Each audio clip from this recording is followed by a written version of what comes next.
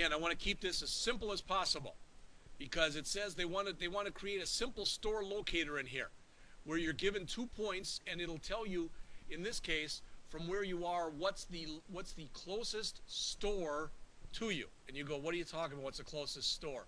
Well, again, in the stuff that I gave you in here, what we're about to do is we're going to do this zip codes thing in a second. When we get done with that, we're going to do this.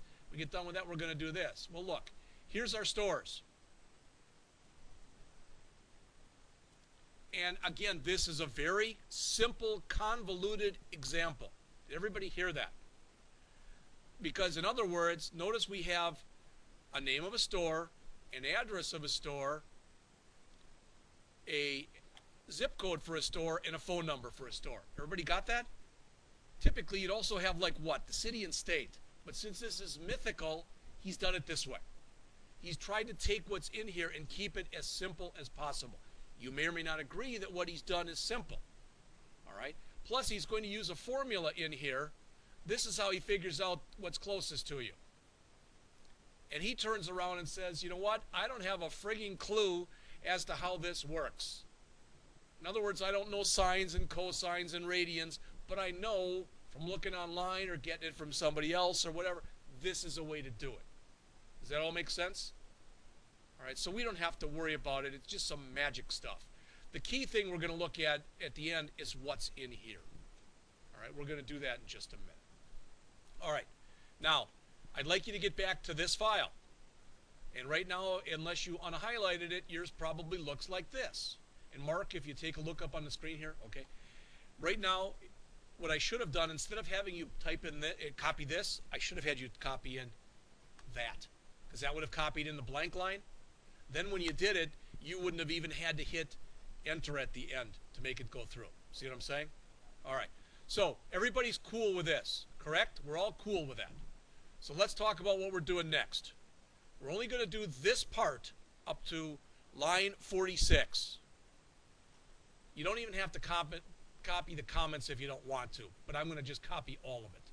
All right? So I'm going to go up to here. And the key part is this. Please look on the screen right now. Even if you haven't copied it yet, we have got time. We're going to create a new database that's called zips. And then we're going to use it. And then we're going to create a table called zip code. Notice it's got a lot of stuff in it. All right, you go, yeah, it does. Why the hell do you have all this stuff? Which we're actually going to remove some of it. The reason that you need all that stuff is that's all the stuff that's in there. You know, that comma separated variable, that's got a bunch of our stuff in it. Okay? And this has got zip codes from all over the country in it. So if we go back, if you look up on the screen here, you'll notice that down here, in a couple minutes, we're going to have a zip code 63939. Everybody see that? All right? So we've got 63939. So why am I even showing you 63939? I want to show you why. Because if I come back to this file and I look, and I put in 63939, boom, and hit enter, you may or may not have noticed it, but eventually it's going to find it. And you go, wait a minute, that's not right. It's over there. Well, then we've got to find it by itself, so we got to look again. Somewhere in here, there it is. There's 63939. So it's in Fair Dealing, Missouri. But when we get that stuff, it gives us a whole boatload of, pardon my French, but crap that we don't need. So after we create this, and we create this database, the next thing that we're going to do in just a couple minutes, after we fill it, is we're going to come back in here then, and we're going to say, okay, now, we don't need any of this stuff. We don't need the location type, the location, the decommission, the tax returns file, the population, and the wages. So we're going to get rid of all that data. Does that make sense? And if you say it doesn't, I'm going to show you exactly the difference in just a couple minutes. But I'm not going to write the select star from it because, again, we don't have that much time. So again, if you haven't done so, please go in and in part 2 here, in fact, just for now, I won't even copy those comments. Just go up to where it says working with U.S. zip codes and copy all of this stuff and go down through line 46 so you've got the blank line. Everybody got this? So you've copied all this? Again, then your edit copy, Right mouse click and choose copy. However you do a copy, doesn't really matter. But copy, please. Then go back into here, and if you closed it, you're going to have to open it again.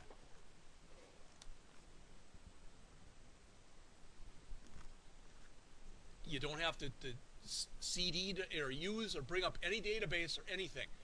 If you're right here, like we are, all you have to do is right mouse click and choose paste. Now, if everybody listen to this for a second, I'm going to get an error in here. Why? Because I already got it. Can't create database zips, it already exists. You should not get that message. Did you hear that? You should not get that message. Did everyone's work? That you probably can do. Yes. If it says query OK, 0 rows, it worked. So you can go in and throw stuff into your database, you just can't create new files. All right, so we've now done this. Now, if you look up here, everybody, even if you haven't gotten it to work yet, it says now you can highlight from line 47 through the end of the file. But before we do this and copy it, there's something that we have to do. All right? This file that you've copied over to and this you can't do, Laura, I'm sorry. But this file, right now, this big file that's got all those zip codes in it, it's for you, it's under C:, XAMPP, htdocs, ch03. That's where everybody's is. What we have to do is take that file that's right there and copy it to another location. Really, Jeff? What location? I actually put it in here in the comments. So that's where all your XAMPP stuff is. So what we have to do is we have to take this file that's called freezipcodedatabasePrimary.chv. All right, so if you look up on the screen, if I haven't totally lost you already, this file right here, this is one of the ones you copied over. Right mouse click on it and choose copy. If you can't find it or it didn't work, please raise your hand. Yes. This may or may not work for you. I don't know. Yeah, right mouse click and choose copy. Everybody do that. Yes? All right. So it says then we have to go over to C:\mysql /data/zips. What? Well, what we have to do is we have to go to here. Sorry. Come on.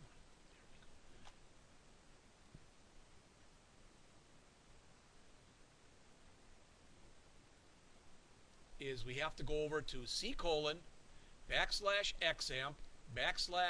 Was it MySQL? Yeah. MySQL data zips. And we got to drop that file in there. Notice I've already done it. Now, what I've just shown you, if we had somebody here who was a professional and they showed you what I just did, we just did a hack. That's not the way you're supposed to do that. All right? But again, I got this to work. This is what I was doing Sunday rather than watching that game. All right? Did it copy in? And if it didn't, raise your hand. All right, did it still give you the same kind of message? Yeah, okay.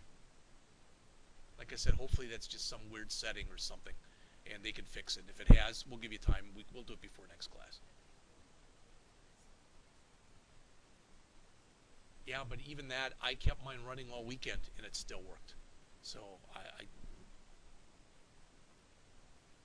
did it work for everybody else? Yes?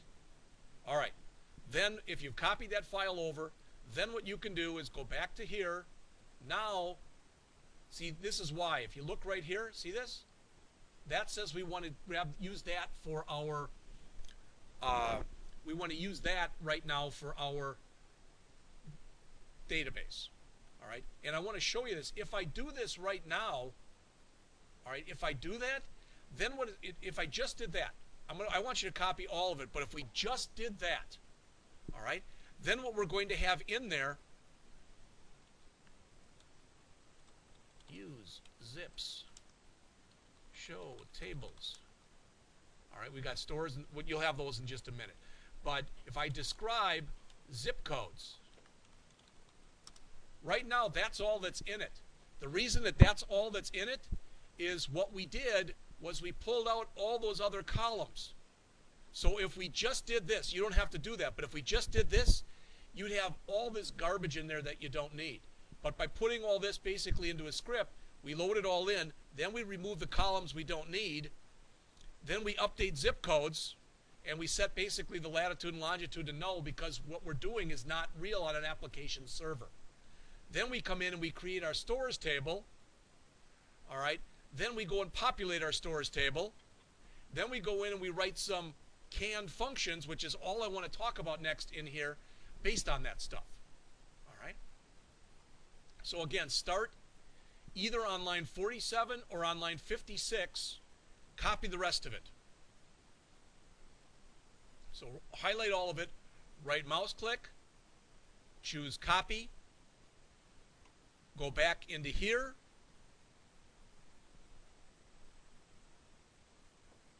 Did I use it first? I'm just trying to see. Load table into, okay. And don't paste yet. All right, if you've already pasted, you might have a problem. Make sure you say use zips first. You have to activate that database. So say use zips, then right mouse click, choose paste. And it should all work.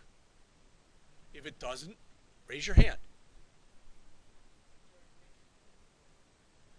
I don't know what it'll do, if it gave you errors or not. All right, well, then it, okay, let you do it again. Then I don't know what it did with it, but it didn't like it the first time. It probably, what it did was it probably pasted it in. You probably now have it in your TaskDB database because that's what was active. Okay, so you can just remove those. You can remove zips, zip codes, and you can remove stores, but make sure you're in your TaskDB database when you do that. Yes.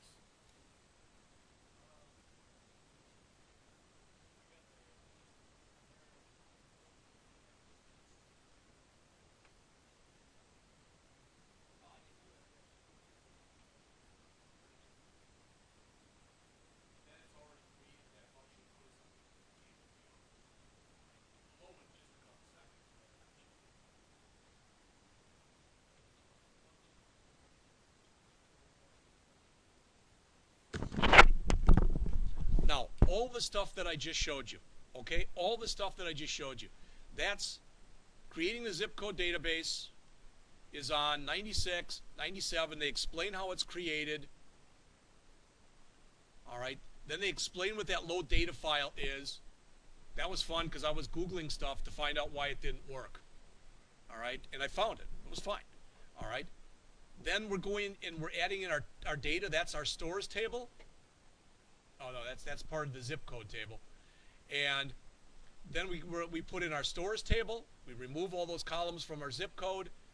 And notice now, select from star. It says check for information. It says select star from zip codes, where zip code says you can do that if you want to check to make sure the data is okay. I didn't even do that. Then it says create the stores table. That's the other thing that we did in here. So it says do all that stuff. Then this is the distance calculation. He even says, I don't know how that works. Or in truth, I don't really understand it. Or in truth, I haven't tried to understand it. Okay, he's honest at least. But he's explaining what's going on. All right. Then if you turn up all the way, please, to page 103, he talks about optimizing joins. And all he says is he tries to write this. He tries to remove that stuff he doesn't need because it'll make the joins and whatever he has to do a little easier to work with. All right? All right, then he's got this distance thing that's in here. If yours blows up, that's when it's going to blow up because it can't find those particular functions, but we'll see. All right. Now, here's the key thing. Please look on your screen. See this? He's hard-coded the user zip in. See that? So if you want to see what stores are closest to you, it's all the stores that are closest to zip code 64154. Does that make sense? So if you manually went into this file, this is distance.php. If you manually go in there and you change it to 53511, for example, you're going to get different answers. Does that make sense? All right. So there's the whole on page 104. That's the whole 103 and 104. That's the whole script, and he explains it line for line, starting on page 105 and going on to page 106. Please look up on the screen, especially if yours didn't work. All right, this is especially if yours didn't work. So when I come up here now,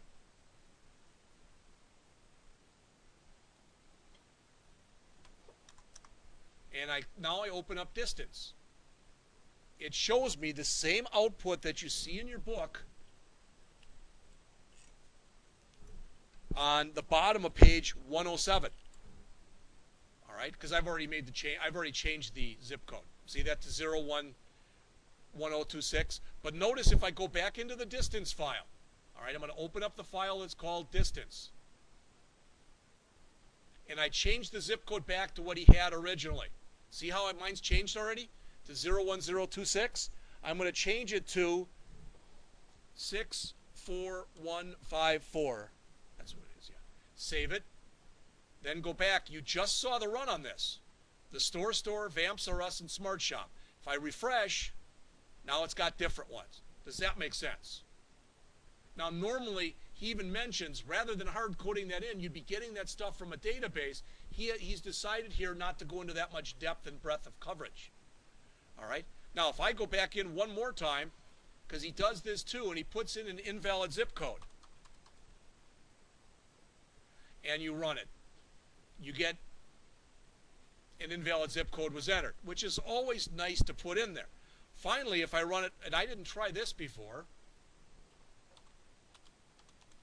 but I'm going to try 53547 just to see what we get as far as what's closest. All right, Morrisonville, Wisconsin, Wellsville, Missouri. All right, and notice it even has the approximate distances, and it's basing those distances based off of the difference in radians, sine, and cosine, but it works with the zip code between 53547 and 53571. Does that make sense? Well, if you're having problems, it is because of that. Yeah, it's probably, again, where that thing is. So what I'd suggest for both of you, if you have problems, just remove zips. In fact, remove both of them and just start all over again, and you should be fine. All right. So what he's done there in the book here, he explains everything that's happening, line by line, virtually. And again, if you put in a bad zip code, you put in that zip code. He tells you to change the zip code so you can see that the stores have changed. I even saved it and changed it rather to our zip code. All right, just so you could see that. Now, you all know this, but again, if I come back here and I run this again, if I change this from 53547 to 53511, so we've got Beloit now, right? So I'm going to run it again. And when you looked at it before, it was 44 miles. Now, 54 miles. Does that make sense? So you can tell it is doing calculations.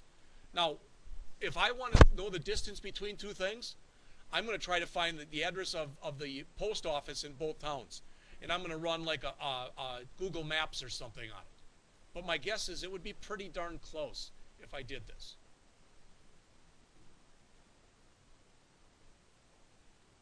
All right, so the last thing that's in here is the magic, so to speak, that makes this work, starting on page 108. All right, these are stored functions.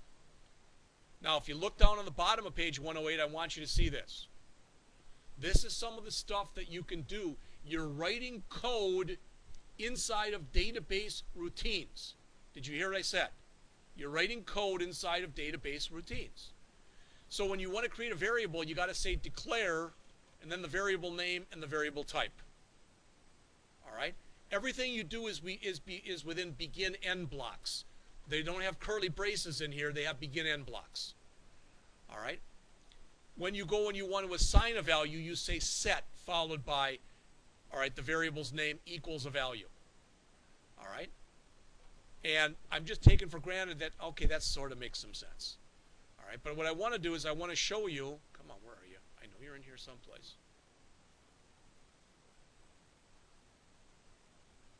thought they showed it, but I guess they don't. So I'll bring it up in here. That's fine.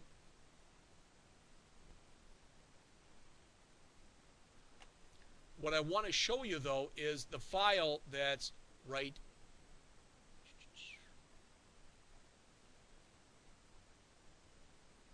I guess it probably is in distance. Let's see. All right.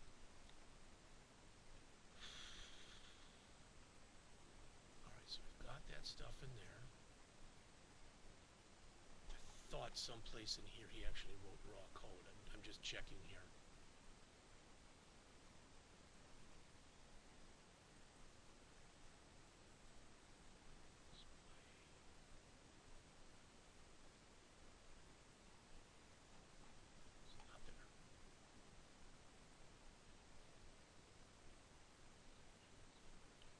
Oh, if you care, you probably don't, but if you care, the URL that he gave you in the book wasn't the right one.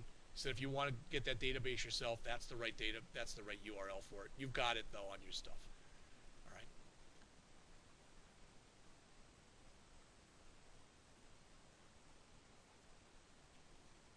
The bottom line is when you want to write your own routines, this is the way that you're going to write things. All right. Create, begin, and end. Okay? Now, the problem is, if I write it just like this, so if I try to write myself a routine that looks like this, if you look up on the screen here, it won't work. Remember, this is pretty much, you know, especially if you're doing it from the command line, it's pretty much a stupid piece of software. So it sees this create function, sees this return type, it sees this begin, it sees this statement, and it sees that semicolon, and it thinks it's done. See the problem? If you want to put more than one line of code in there, you're going to have problems. So what we have to do is we have to turn off our special meaning of our semicolon. So we can put a bunch of them in. What we're doing is the equivalent of right now, show of hands. How many people here know what a batch file is? Okay, I mean, if I literally go in and write something like this, so I go in there and I write a command. I say something like CLS, DIR, and I put in a bunch of commands like that. Okay, and I save them, and I save this to the desktop, all right, and I say save as, and I save it to the desktop, and I save it as jeff.bat, all right.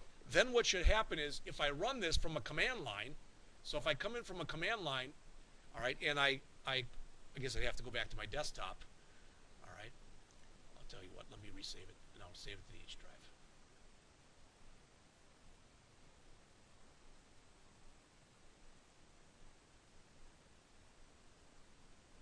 All right. So I've got jeff.bat on the H drive. There it is. So if this works, when I run it, it should clear the screen and then give me a directory listing. All right. So I come back in here. I'm on my H drive, and I type in Jeff. Screen cleared. You didn't even see it, but the screen cleared, and then it gave me a listing of everything that's on my H drive.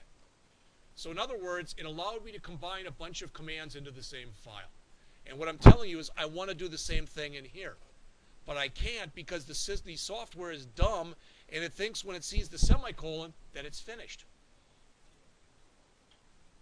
So what we have to do is we have to basically say, hey, our delimiter, we want to reset it to something, and typically you set it to $$. So we put $, we put this line at the beginning, up above where it says create function. We put the delimiter $, then we put in all of our stuff. Then at the bottom, all right, we put this back in again, which says, okay, we're done now. Now the semicolon means what the semicolon meant before. So what we're able to do by creating and putting all that stuff together is it's a file with a bunch of commands, but it runs them as though it's one line of code. Does all that make sense? All right, and that's what we're doing in here. Okay. Now, I'm going to say this, and I always have to watch what I say because this is one of those things that always ticks people off, but you know what? Then it does. All right, and that is, if you go, I haven't gotten anything you've talked about. Nothing. Then my guess is you didn't read the chapter. All right, and I did mention last week that I'm going over Chapter 3 today. So if you didn't, it probably won't make a whole heck of a lot of sense. All right, I literally have read this 3 times. First time I don't underline at all. The second time I did it in orange. The third time I went over it again in yellow.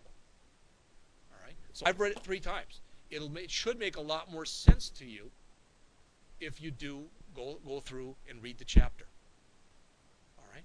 Then the last thing that's in the chapter, very last thing, starts in your book on page 112 and it goes all the way through page 117, which is the end of the chapter. It says another common use. The author says that if you run a program and you ask for all the cities and all the zip codes in Arkansas, for example, you're going to get this.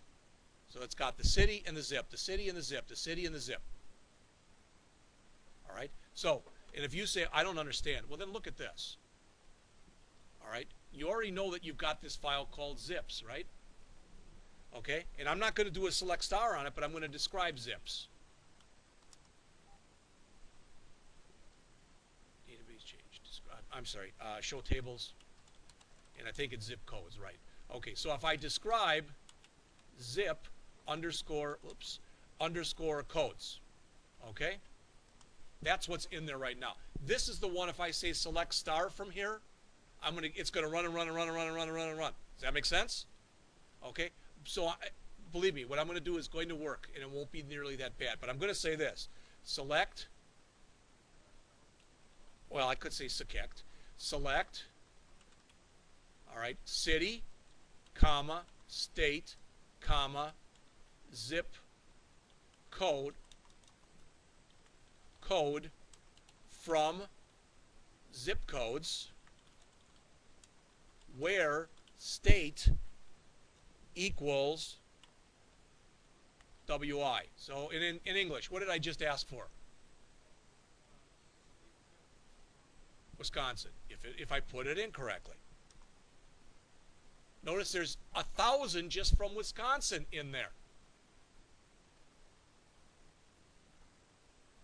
Now my wife, and all of them from Wisconsin are not in there. My wife is from Edgar, Wisconsin, which is not in here. But I'll bet you, I'll put money on it that Wausau is in here. In fact, it looks like they're not even, are they in, I guess they're in alphabetical order. And Wausau, oh, they put it in wrong. Waukau. I don't think there is a Waukau. I think that should have been Wausau. It's actually in their database incorrectly. That's great. But my guess is there's no Waukau. I could be wrong. So let's do this. I'm going to run this. I'm going to run the query one more time, just to be sure.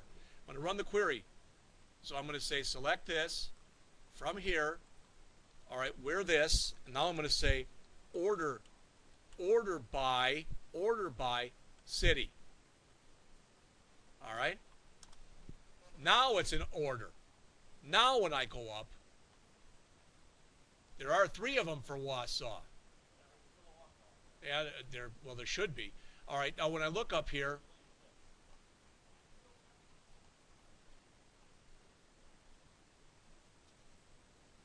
it actually came off the screen because it ran out of room. It can only show so much in its buffer. But if I run it one last time here,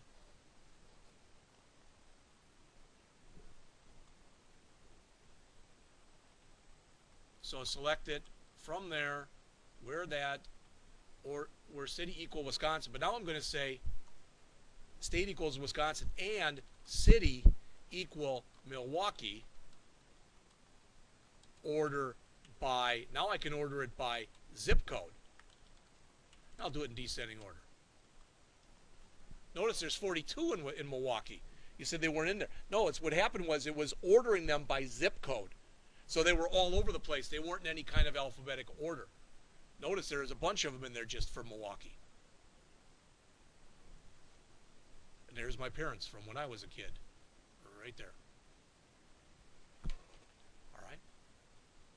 So what the author is saying is, when you run it, it's going to look like this. You don't have a lot of control over the formatting. So what he gets to at the end of the chapter is, you might want it, instead of looking like this, to look more like this. So notice instead of add, act, then error, etc., you've got 5 in one column, then you go down to the next row. All right? You're not changing the data. All you're changing is the view of the data. That's it. Does that make sense? All right, because that's what this last part is about. So he says here, to achieve this effect using PHP, you need a counter that tracks how many records have been placed into a row. And then, once you've filled it, you need to go and start with the next row. So we've decided here we want 1, 2, 3, 4, 5. Okay? So the first time we do a 0 mod 5, what's the answer? And don't say you don't know. It's 5. If we do 1 mod 5, it's going to be 1. 2 mod 5, it's 2, 3, etc. In fact, when we get to the end, it's going to try to put a 5. And it says 5 mod 5. Oh, I'm out of room. So it says to start a new row. Does that make sense?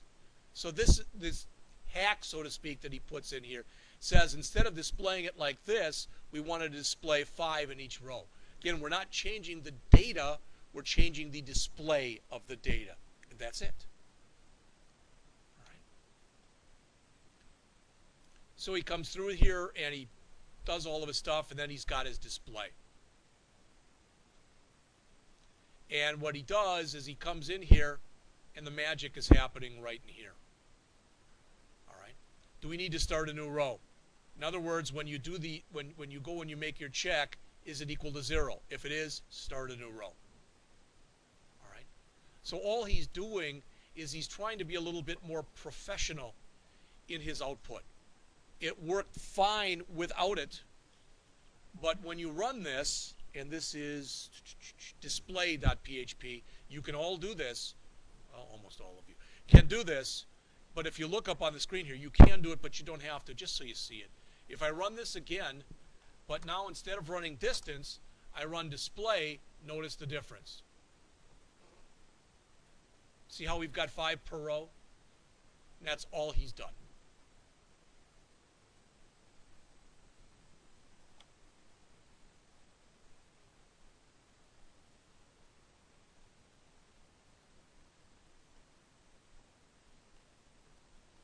And that's it for the chapter. Now, there's one more thing I want to say, and that's this.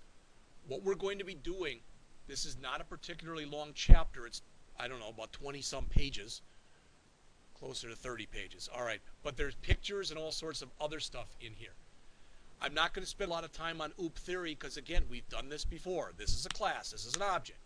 But what I'm going to concentrate on in here on Thursday is how you write PHP object-oriented code. My guess is, unless you've done something on your own or read an article or whatever, you don't know what this means. I would suggest that you take a half an hour before class on Thursday and page through this. It isn't done exactly the same way that it's done in any other language, but there are similarities. All right? You'll notice, for example, when we talk about a constructor, when you write a constructor, it's function underscore underscore construct. Why? I don't know. And I believe, I'll have to double check and go back and reread it myself.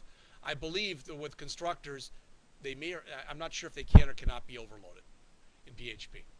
But we're going to be writing a lot of code that's going to look a lot like this. No pun intended. So if that doesn't make sense to you, I would strongly suggest that you read the chapter. All of the code that's under the P drive for Chapter 4 works. Everything that's there works. So in other words, when we go into this next class, what I'm going to be doing is instead of what we're doing here where we had CH03, I'm going to change it to CH04. Here's the first one that they do. I think it's Hello Object. They write Hello World in different languages. All right? Because they say we got to do Hello World, but they pass it in English, then Italian, I don't know, and Bonjour, is that French? I think. All right, so we go through that one.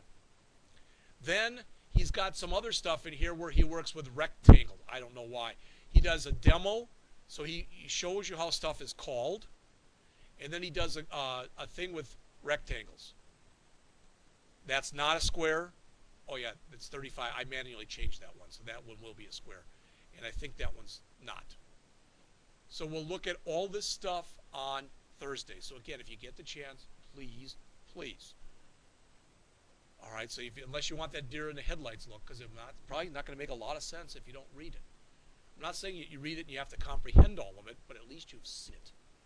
All right, so that's what we do Thursday. Questions?